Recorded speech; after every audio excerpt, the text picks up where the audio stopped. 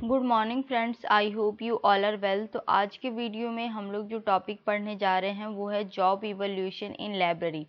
तो job evolution से हमारे इस बार के यूजीसी नेट में एक क्वेश्चन आया हुआ था, इसी वजह से इस टॉपिक को हम लोग आज डिटेल वाइज डिस्कस करेंगे।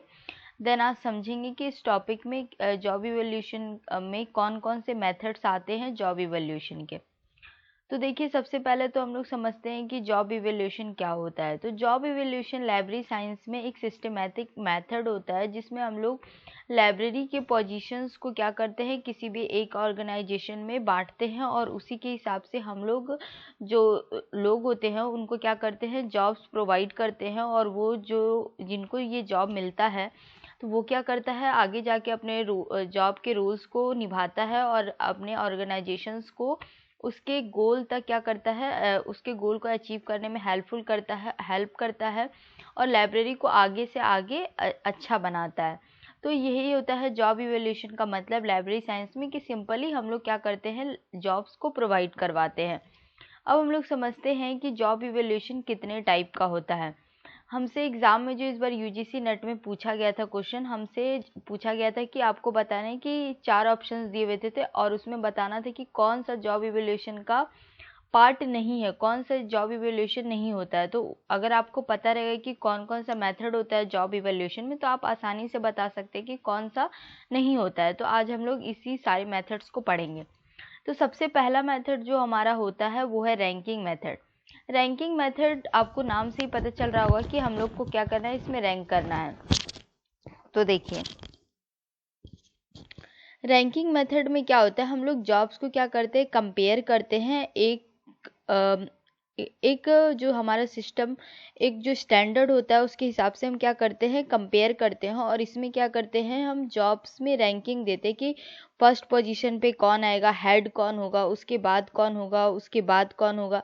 इस तरीके से हम लोग क्या करते हैं, एक हियरार्की बनाते हैं कि किस तरीके से हमारे ऑर्गेनाइजेशन में मेंबर्स होंगे। क्योंकि हम एक मेंबर को ही सारा रिस्पॉन्सिबिलिटी नहीं दे सकते हैं, पहले छोटे छोटे मेंबर्स होंगे। जैसे सबसे पहले लाइब्रेरियन होगा, उसके बाद डिप्टी लाइब्रेरियन, असिस्टेंट लाइब्रेरियन, फिर इस तरीके करने के बाद सबसे ऊपर हेड लाइब्रेरियन होगा। तो इस तरीके से हम लोग क्या करते हैं, एक रैंकिंग बनाते हैं। तो ये जो रैंकिंग मेथड है ये हम लोग स्मॉलर लाइब्रेरीज में यूज़ करते हैं। और ये किसके लिए, फ्यूअर पोजीशंस के लिए, मतलब हम लोग कुछ पोजीशंस के लिए रैंकिंग मेथड को यूज़ करते हैं। जैसे क्लास में भी, हमारे स्कूल में भी रैंक होता था। रैंक किसको दिया जाता था, जो फर्स्ट से लेकर 10 तक, या तो जो टॉप किए हैं 1 से लेकर 10 बच्चों को क्लास में रैंक दिया जाता था, बाकी बच्चों को रैंक नहीं दिया जाता था। ये तो किसी किसी स्कूल में बस क्लास के बस 3 जो बच्चे होते हैं जो टॉप करते हैं, फर्स्ट सेकंड थर्ड, उसी को रैंक दिया जाता है, बाकी बच्चों को रैंक नहीं दिया जाता है। तो ये क्या किया जाता है, रैंकिंग मेथड किया जाता है। इसमें हम लोग जॉब्स को प्रोवाइड कराने के लिए जॉब्स को क्या करते हैं, एक स्टैंडर्ड के हिसाब से कंपेयर करके लोगों को रैंक देते हैं कि सबसे ऊपर पोजीशन पे कौन होगा, उसके बाद कौन होगा। इस तरीके से एक हियरार्की मेंटेन करते हैं। तो देखिए, रैंकिंग मेथड जो होता है स्मॉलर लाइब्रेरीज में यूज़ होता है। इसको अपनाने से क्या होता है कि हम लोग स्मॉल ऑर्गेनाइजेशंस में इजीली काम कर सकते हैं, इजी टू अंडरस्टैंड होता है। लेकिन सेकंड डिसएडवांटेज ये भी हो जाता है, कभी कभी बायस्ड भी हो जाता है। और सेकंड थिंग, हम लोग बहुत ज़्यादा जब पोजीशंस हो तो हम लोग इसको यूज़ नहीं कर पाते हैं। फिर आता है सेकेंड मेथड, आता है क्लासिफिकेशन और ग्रेडिंग मेथड। क्लासिफिकेशन और ग्रेडिंग मेथड में क्या होता है, हम लोग इसमें क्या करते हैं, जॉब्स को कैटेगराइज करने के बाद एक प्री डिफाइंड क्लासेस और ग्रेड्स में बांट देते हैं।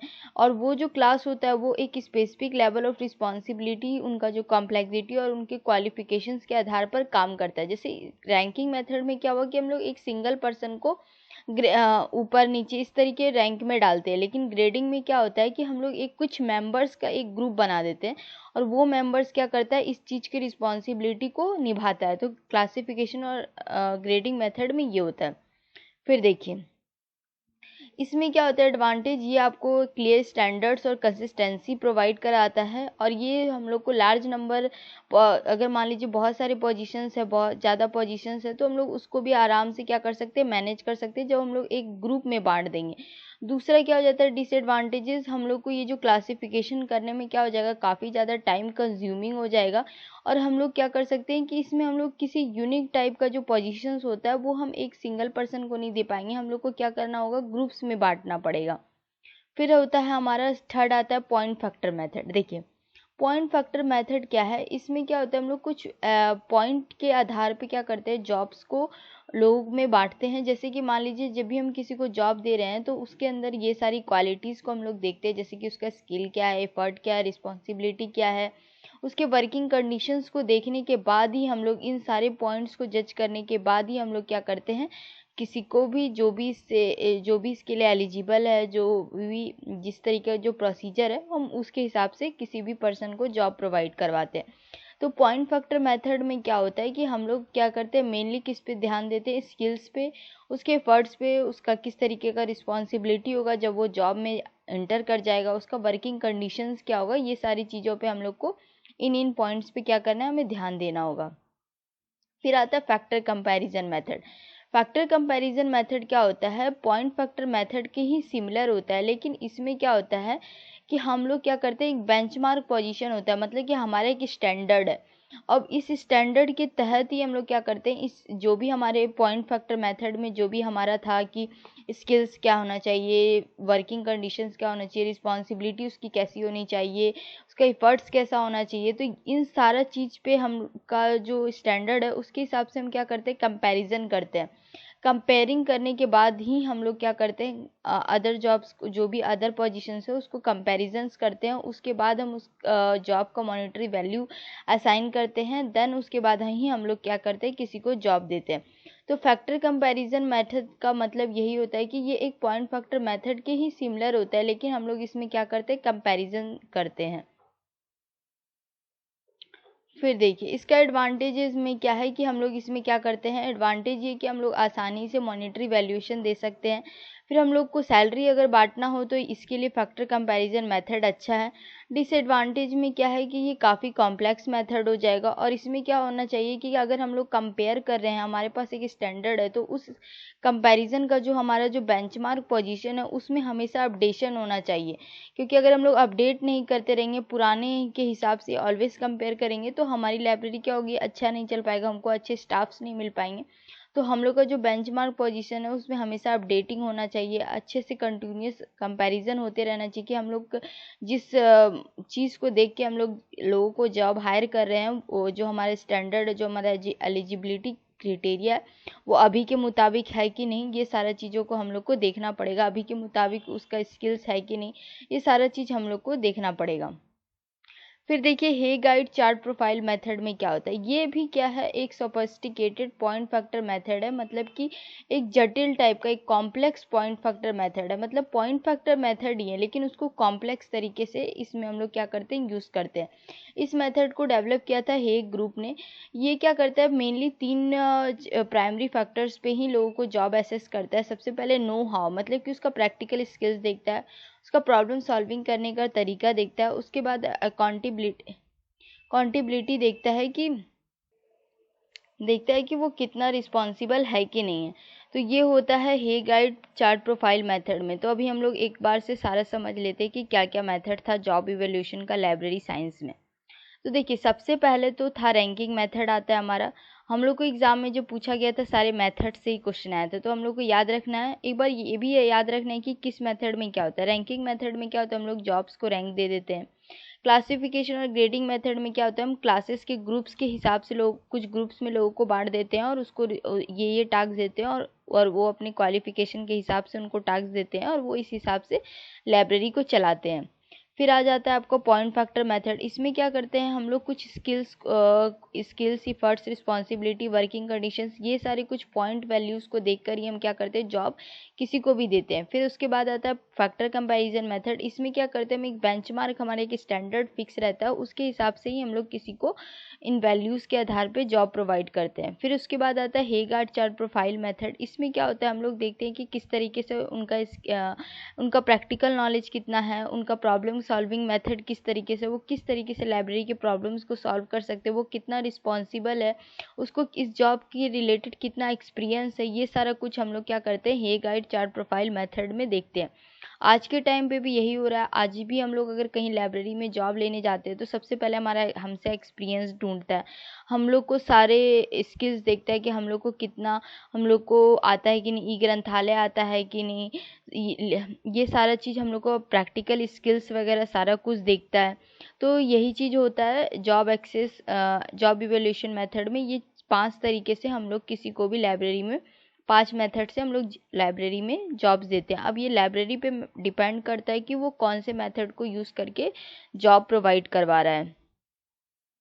अब देखिए रैंकिंग इन लाइब्रेरी, इससे भी बहुत बार एग्जाम में क्वेश्चन आता है। आपसे एग्जाम में पूछ लिया जाता है कि सबसे ऊपर पोजीशन पे कौन होता है, या तो किसका कौन सा काम होता है, इससे भी रिलेटेड क्वेश्चन आ जाता है। देखिए सबसे पहले जो सबसे ऊपर पोजीशन पे होता है वो है लाइब्रेरी का डायरेक्टर, जिसको हम लोग हेड लाइब्रेरियन भी कहते हैं। फिर आता है आपका डिप्टी लाइब्रेरियन, फिर आता है आपका ब्रांच लाइब्रेरियन, फिर आता है आपका लाइब्रेरियन, फिर आता है लाइब्रेरी टेक्नीशियन, फिर आता है आपका लाइब्रेरी असिस्टेंट, जिसको हम लोग क्लर्क भी बोलते हैं। देखिए सबसे पहले लाइब्रेरी जो डायरेक्टर होता है, जो हेड लाइब्रेरियन होता है, वो स्ट्रेटेजिक प्लानिंग में रिस्पॉन्सिबल होता है। बजटिंग, किस तरीके का बजट आपका लाइब्रेरी का होना चाहिए, एडमिनिस्ट्रेशन, सारे लाइब्रेरी स्टाफ को सुपरवाइज करने का काम ये कौन करता है, हेड लाइब्रेरियन। असिस्टेंट लाइब्रेरियन मतलब कि डिप्टी लाइब्रेरियन क्या करता है, ये कुछ स्पेसिफिक एडमिनिस्ट्रेटिव टास्क को देखता है और क्या करता है, लाइब्रेरी को मैनेज करने का काम करता है। जो भी डायरेक्टर उसको बताता है उसके हिसाब से क्या करता है, डिप्टी लाइब्रेरियन वर्क करता है। ब्रांच लाइब्रेरियन क्या करता है, किसी एक ब्रांच का ये पर्टिकुलर लाइब्रेरियन होता है, उस ब्रांच का सारा डेली ऑपरेशंस का काम देखता है। लाइब्रेरियन क्या होता है, ये लाइब्रेरियन जैसे कि रेफरेंस लाइब्रेरियन हो गया, चिल्ड्रंस लाइब्रेरियन, एकेडमिक लाइब्रेरियन, ये लाइब्रेरियन भी बहुत सारे टाइप के हो जाते हैं। तो ये अपने स्पेशलाइजेशन के हिसाब से, अपने सब्जेक्ट एरियाज़ के हिसाब से क्या करता है, वर्क करता है। लाइब्रेरी टेक्नीशियन क्या हो गया, जैसे कि जो कैटलॉगिंग करता है, सर्कुलेशन करता है, ये सारे जो काम करता है वो हो जाता है लाइब्रेरी टेक्नीशियन। लाइब्रेरी असिस्टेंट या क्लर्क जो होता है, जो कि डेली लाइब्रेरी यूज़र से कांटेक्ट करता है। जब भी हम लोग लाइब्रेरी में इंटर करते हैं और जो हम लोग को फर्स्ट लाइब्रेरियन दिखता है, जो टेबल पे बैठा रहता है और हम लोग को बताता है कि बुक्स यहाँ कौन सी बुक्स कहाँ पे है, तो हमें बुक निकाल के देता है, वो हमारा कौन होता है, लाइब्रेरी असिस्टेंट, जिसको हम लोग क्लर्क बोलते हैं। तो ये है रैंकिंग इन लाइब्रेरी। इससे भी बहुत बार क्वेश्चन आता है, तो इसका प्रॉपर नोट्स बनाइएगा, एग्जाम्स में इससे भी क्वेश्चन आते हैं। अब देखिए हम लोगों ने जो जॉब इवैल्यूएशन इन लाइब्रेरी पढ़ा है, उससे हम लोग कुछ क्वेश्चंस को डिस्कस करते हैं। सबसे पहले मैं थोड़ा सा इसको चार्ज में लगा देती हूँ, 1 सेकेंड।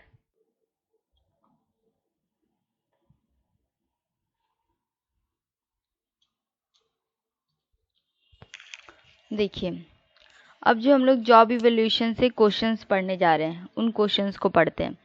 पहला क्वेश्चन है, which method of job evaluation involves ranking jobs in order of their importance to the organisation, classification method, ranking method, point factor method, factor comparison method. तो देखिए किस जॉब इवैल्यूएशन मेथड में हम लोग jobs को rank देते हैं, तो ये कौन सा मेथड है हमारा, ranking method. Question number second है, what is a primary disadvantage of the ranking method in job evaluation, it is too complex, it can lead to bias and subjectivity, it requires pre defined job classes, it is time consuming to implement. देखिए पूछ रहा है कि primary disadvantage क्या है ranking method का job evaluation में। तो इसका प्राइमरी डिसएडवांटेज क्या है कि हम लोग रैंकिंग करते वक्त ये बायस्ड भी हो सकते हैं। तो ये सबसे ज़्यादा क्या होता है, प्राइमरी डिसएडवांटेजेस होता है। नेक्स्ट क्वेश्चन है, इन द क्लासिफिकेशन और grading method jobs are evaluated by. Classification और ग्रेडिंग मेथड में हम लोग जॉब्स को किस तरीके से इवेल्युएट करते हैं। फर्स्ट है, assigning point values to specific job factors, comparing job against benchmark position, categorising them into pre defined classes और grades, ranking them based on overall importance. देखिए सबसे पहला ऑप्शन का मतलब है कि हम लोग कुछ पॉइंट वैल्यूज पे क्या करते हैं, जॉब को असाइन करते हैं। सेकेंड है कि हम लोग बेंचमार्क पोजीशंस पे क्या करते हैं, कंपैरिजन करते हैं, या तो हम लोग कैटेगराइज करते हैं उनको प्री डिफाइंड क्लासेस और ग्रेड्स में। तो देखिए क्लासिफिकेशन और ग्रेडिंग मेथड में क्या करते हैं, हम अपने जॉब्स को कैटेगराइज करते हैं कुछ प्री डिफाइंड क्लासेस और ग्रेड्स में। तो इसका आंसर क्या है, option number c. Question number fourth है, which job evaluation method assigns point values to job factors such as skills, effort, responsibility and working condition. कौन सी जॉब इवैल्यूएशन में हम लोग जॉब असाइन करने से पहले ये सारे पॉइंट्स को देखते हैं। तो skills, effort, responsibility and working conditions हम लोग किस में देखते हैं, classification method, ranking method, point factor method, factor comparison method. किस पे, तो इसका आंसर है point factor method. Question number 5 है, a major advantage of the point factor method is. Point factor method का मेजर एडवांटेज क्या है? It is easy to implement, easy है इम्प्लीमेंट करने में। It provides detailed and objective valuation, ये आपको detail बताता है। It uses pre defined job classes, ये आपको प्री डिफाइंड जॉब क्लासेस को आप यूज़ करते हैं। या तो it ranks job based on overall importance, या तो ये रैंकिंग करता है जॉब के इंपॉर्टेंस के हिसाब से। तो इसका आंसर है बी, ये आपको क्या बताता है? डिटेल्ड बताता है। किसी भी चीज़ को इवेल्युएट करने के लिए आपको डिटेल एक्सप्लेनेशन प्रोवाइड करा देगा। तो पॉइंट फैक्टर मेथड का ये सबसे मेजर एडवांटेज है। क्वेश्चन नंबर 6 है, the hay guide chart profile method primarily assess job based on which 3 factor. जो hay guide chart profile method है वो प्राइमरली किस चीज़ 3 फैक्टर पे जॉब आपको देता है? Skills, effort and responsibility, know how, problem solving and accountability, job complexity, responsibility and qualification, overall importance, effort and working conditions. तो इसका आंसर क्या है? Know how, problem solving and accountability. देखिए क्वेश्चन नंबर 7 है, which method is known for its simplicity and is best suited for smaller libraries with fewer position. कौन सा method आपके लिए सबसे सिंपल और सबसे अच्छा है स्मॉलर लाइब्रेरीज में जहाँ पे फ्यूअर पोजीशंस हो? Classification method, ranking method, point factor method, factor comparison method. तो देखिए मैंने ये वीडियो शुरू होने से पहले ही ये सबसे पहला पॉइंट था हमारा, तो इसका आंसर कौन सा है हमारा? रैंकिंग मेथड हमारे छोटी लाइब्रेरीज में बहुत ही अच्छा वर्क करता है। क्वेश्चन नंबर 8 है, द क्लासिफिकेशन और grading method is best described as.